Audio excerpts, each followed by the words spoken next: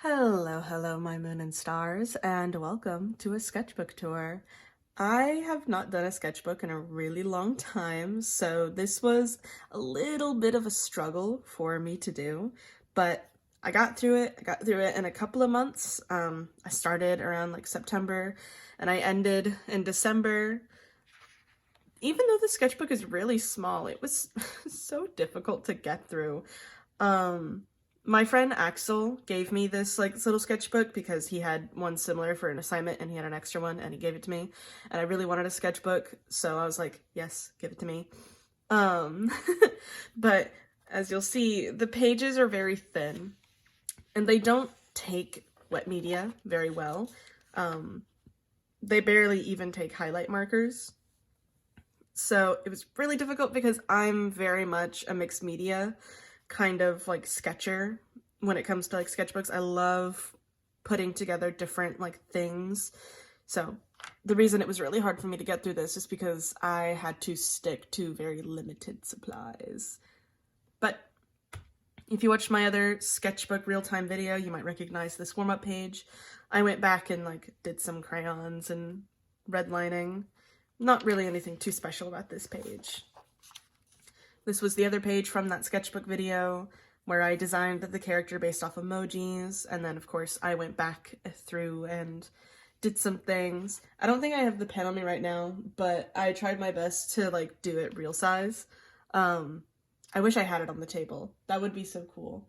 But anyway, something I like to do a lot when I am doing sketchbooks is I like to go back and redraw on pages so that they're not empty.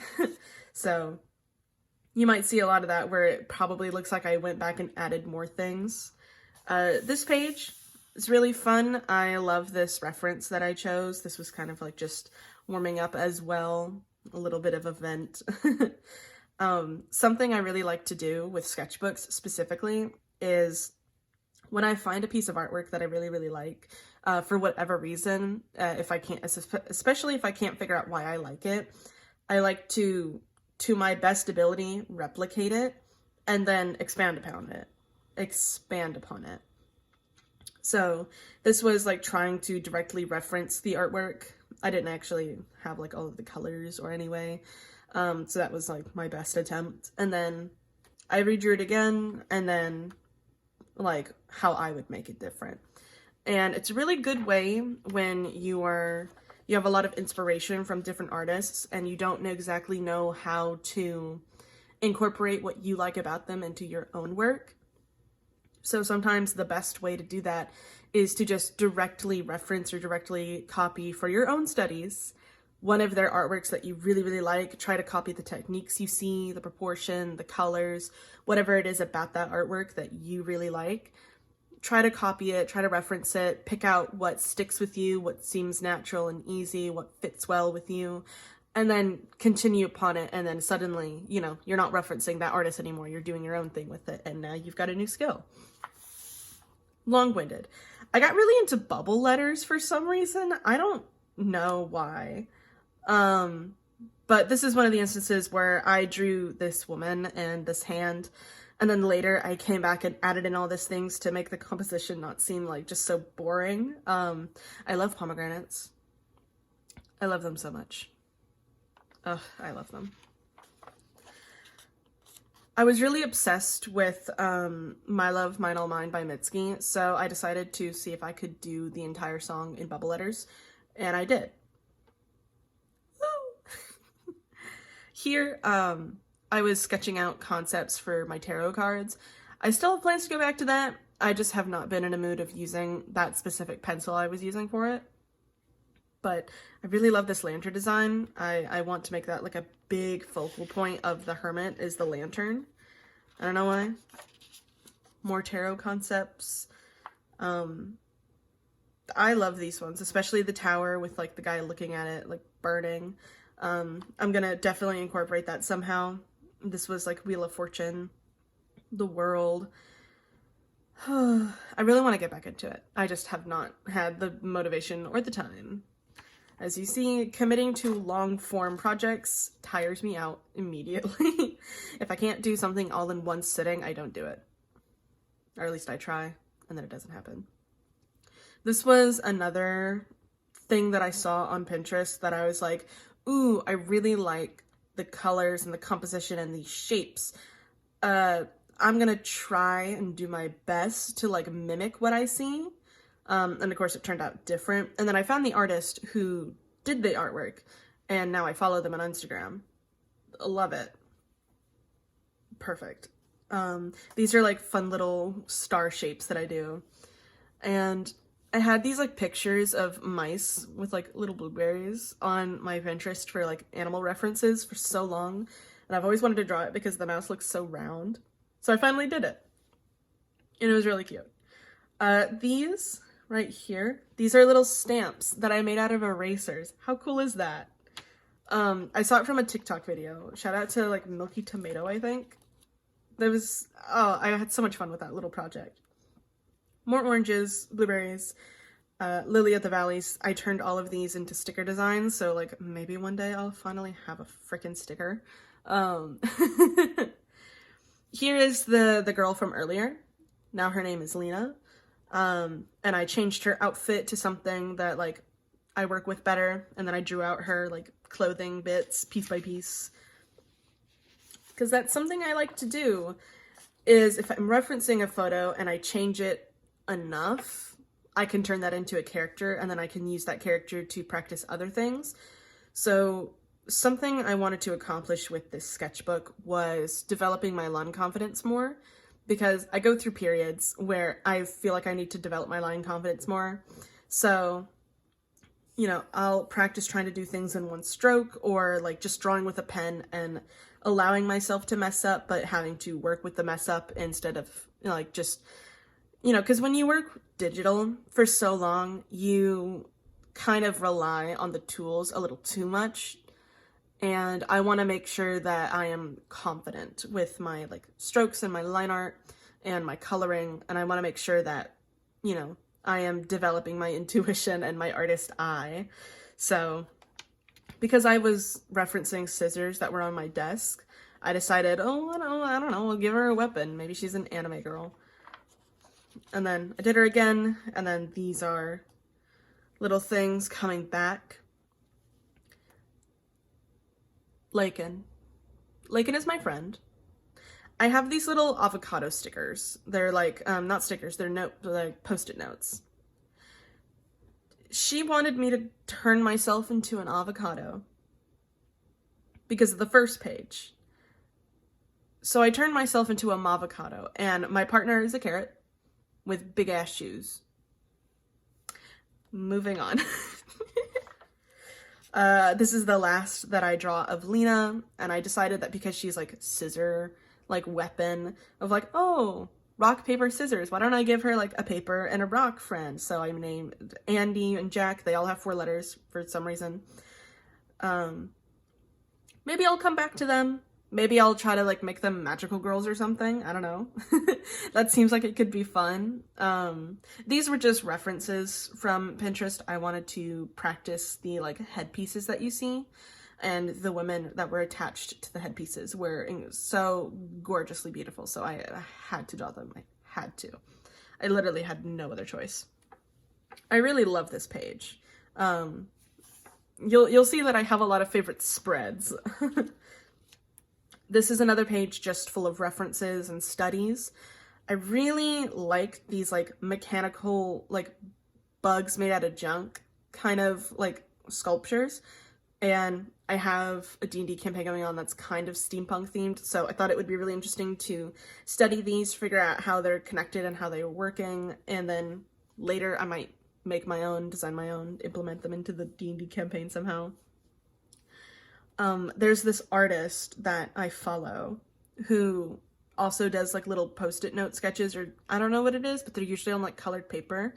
And his line confidence is so strong, especially with like side profiles. So I love sitting down, finding references of his and just trying to like draw the side reference, because it helps me with my like side views and my portraits. It's so good. This is one of my favorite spreads, guys.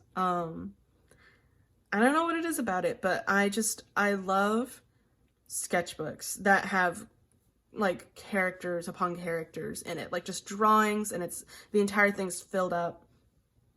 I don't really have any plans for these two characters that I drew. I went through the process of designing this one. They might show up in my D&D campaign, honestly. I'm constantly designing NPCs that could, with the way that I play them, could be characters of their own. So, like, I don't know. That could happen. But I had a lot of fun, again, line confidence, pen drawings, trying to, like, be more conscious about my strokes and, like, the way that I color. There's a bug.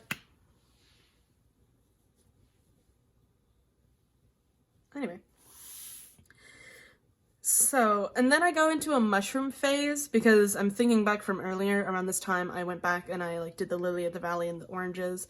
And I was like, oh, I really want to make a sticker tier for my Patreon, like, sometime soon. And I want to make, like, 12 of them so that there's, like, one a month, a whole year. And so I was like, what do people really like? People really freaking like mushrooms. So I started drawing a bunch of different mushroom species. And that was really fun, just, like, looking up different mushrooms and, like, trying to draw them, trying to figure them out. These are D&D related sketches. Don't pay attention to them. These two girls are awful. They're stupid and they're awful and they're sexy and they're hot. And that's why it's complicated. Now we're in the middle of the page. This sketchbook only had, like, 60 pages. So again, a lot thinner than your normal regular sketchbook, but it was a lot harder for me to finish this one because it was thin paper and I couldn't do mixed media. You'll see that I get around that eventually though, but I don't like the method of coloring things on different sketchbook papers and then pasting them in, because I'd rather everything be on the page, not because, it makes it too difficult. But these are just some experimentation style drawings of an NPC named Lila. And then this one was the art trade OC for the telephone, the Halloween telephone. Really, really fun. I literally did this at work.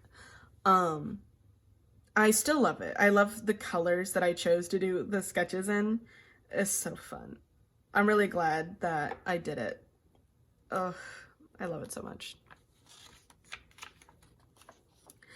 And then this page, this is where I start realizing that I have another sketchbook that I'm just using for, like, doodles and, like, marker stuff because it can handle the markers better, where I realized I could just draw on that one and then cut it out and put it in here. Like, the paper is, like, kind of similar, so it wouldn't be too heavy duty. I tried. But this was actually a vent page. I struggle a lot with talking about, like, my feelings or, like, doing vent art. I don't really do vent art at all because it gets really awkward for me, and I can't, I don't know. There's a disconnect with my brain and my hands or my mouth where if I want to talk about things or, like, showcase it and, like, process it through art, it's just really hard for me to do that. But I tried doing that here, and then I just kind of got flavor blasted every single time I opened up the sketchbook to, like, find a new page to draw on with the trauma that I put on the page. So I was like, I don't know, pseudo healing, why don't I just cover that page except for, like, the, like, really cute parts where I try to resolve it myself, and just make this, like, a nice page where I use some of the stickers that I had gotten from work. My boss gave me this one. You're awesome. More mushrooms. I'm not really good at drawing animals. That is something I've always wanted to work on, but I'm not really good at drawing animals. But once in a while, I will get really good at it, and I will get very lucky with how I draw it. So, I love deer. They're such little guys. I don't understand how their legs work. At all. I don't. It's weird. This is a fun little sketchy page. I have these rainbow pencils. I have one, like, right here. I don't remember when I got these, but I've had these for a while, since high school. I do know that. They have not gone down at all. I've used these frequently in like sketchbooks before, and I've like barely sharpened them. A little goes a long way with these. So these were just trying to sketch things out. There's some Legend of Zelda, Breath of the Wild links. And then here is where I started drawing my thrift store OCs, like trying to concept them out. And then, you know, I get this whole page. These two drawings right here at the bottom, those are probably my favorite drawings. I'm so serious. These are like my favorite drawings of these two, of Eva and Gabriel. I don't know why. Like this one, I really like how I drew her, like her nose and her side profile and like them interacting. And then this one is just goofy. I just love them sitting on the back of his wagon, like her and his coat, because she paid it. Like she paid him to like lend her his coat. There was like this child that was going to come up in like their story named Muna, who they adopt. Well, like Eva technically adopts. It was a whole thing. I had no plans. I was going to like storyboard out like this whole music video too, that like talks about like their like little story. And then I got up until this point, and then I stopped because I was bored and I didn't want to keep concepting out. But I did come up with their friend Winnie, with Eva's friend Winnie. Really fun. And then there's someone in my little I'm a part of like a YouTuber Discord for like art, like an art YouTuber Discord more like. And there's someone in here named Nina. I love you, Nina. She tried to convince everyone in the Discord at the time to make cow sonas. Here's my little cow sona. He's a Highland cow because they're fluffy, and I'm a fluffy boy. I love him. And then drawing a cow sona reminded me that I have two OCs who are like furries, because I wanted to get better at drawing animals. And in order to reward myself with trying to freaking draw an animal head was being able to, one, draw luscious hair. I'm obsessed with drawing hair. And two, get to draw like regular bodies. So basically just like animal head, regular body. I had to like incentivize myself to learn how to draw animals somehow, okay? So one of them is a cat named Yarn, and the other one is a mouse named Brie, and they're in love, and Brie is trans, and I love her. I love them. I love them together. They're lovers. Anyway, dump page. Nothing super of importance. This was just kind of like a reference warm-up. These were kind of just basically warm-up pages. I had like this whole plan, like trying to figure out a character, and then I was like, I don't really wanna. I'm bored. This is my board page. I started doing like wrist warm-ups, like just drawing lines and circles to like warm up for the day. It's Charlie Slimesicle. It's Charlie. This is not Charlie Slimesicle. That's my boyfriend. I love them. Moving on.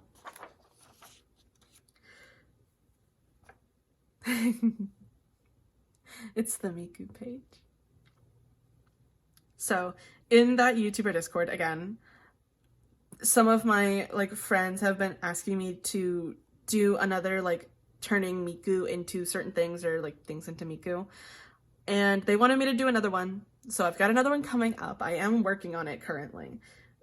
And then of course up here I'm gonna keep talking about my D&D campaign. I am not sorry. I have this goddess named Yuleti, and I did not have a design for her, and I really needed a design for her because she's relevant to the story. And her little pom-poms are like not braids, but they're butterflies. They're butterflies. I don't know. I love experimenting with different hair textures. Like, guys, there is so much you can do. Like, I made it look like butterflies. Guys. Butterfly hair! I'm sorry. I'm really excited about it because, I don't even know why. I felt like like something clicked, and it was like, I'm the smartest person alive ever. So because of this artwork that I also did, I went through a bit of an Alphonse Mucha phase, because I own one of the art books that like talks about his life and everything and shows like almost all of his artworks. And they have these little side pieces that are like on some of the pages that are just like this right here. I'm skipping all over this. Like this right here, where they're just like little graphical, usually like flowers. And I love those. They're such good small compositions. So I went through the book and I tried to find some that I really, really liked and then try to mimic them. And now I have like a really new fun way of drawing flowers. So, kind of a genius. Going back a page. This is a little bit of Yuleti is a god. She's a god of a certain area. Like she resided there. So this is kind of like a drawing of what that area looks like now. Some notes that no one will ever be able to read. Some drawings of an NPC named Devotion and outfits. Trying to draw butterfly wings myself instead of relying on stickers. And then this owl. This owl. I see so many artists, if they draw an owl from the side with like its wing over, they will reference this one specific photo of an owl. I referenced that one specific photo of the owl. It's like a little game for me. If I see an owl and it's like in the similar position, I try to see if I can pinpoint if they used that reference. It's so funny to me. It's such a good photo. I might show it up here. It's such a good photo, guys. I literally used the reference for like one of my thesis paintings. That's how much I love the photo. Here, at one point I was trying to do the 100 heads challenge, and then I stopped after like 20. We'll see. Maybe I'll count them. More Alphonse Mucha things. I really love these specific type of flowers. I don't know what they are, but the way that he painted flowers clicks in my brain. I love it. 1, 2, 3, 4, 5, 6, 7, 8, 9, 10, 11, 12, 13, 14, 15, 16, 17, 18, 19, 20, 22. Okay, so it was around 20, actually. I don't know why I didn't think it was 20. Anyway. More Alphonse Mucha things.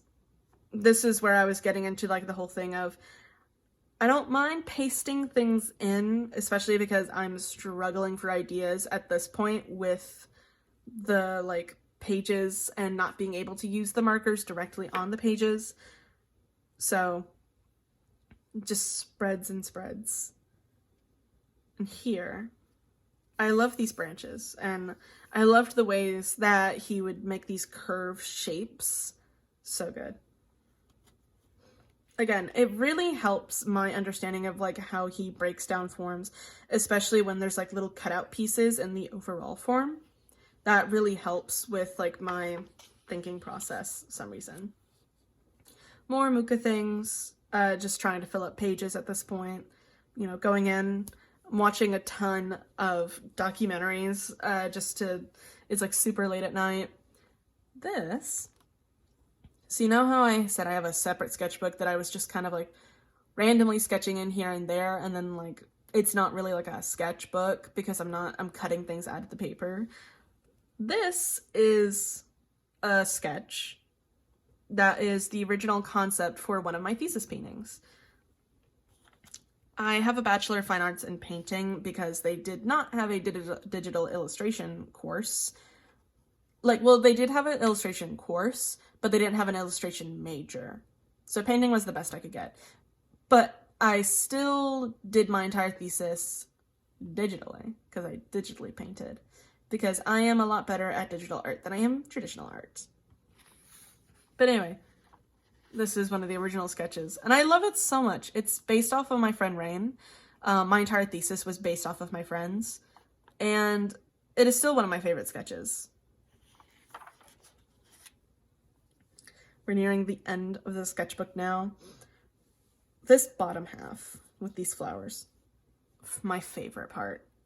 I love it so much. There's these flowers again that are like super, I don't know what to call them, but there's like, it's like always this one specific flower. It looks like a poppy, I don't know, it could be a poppy.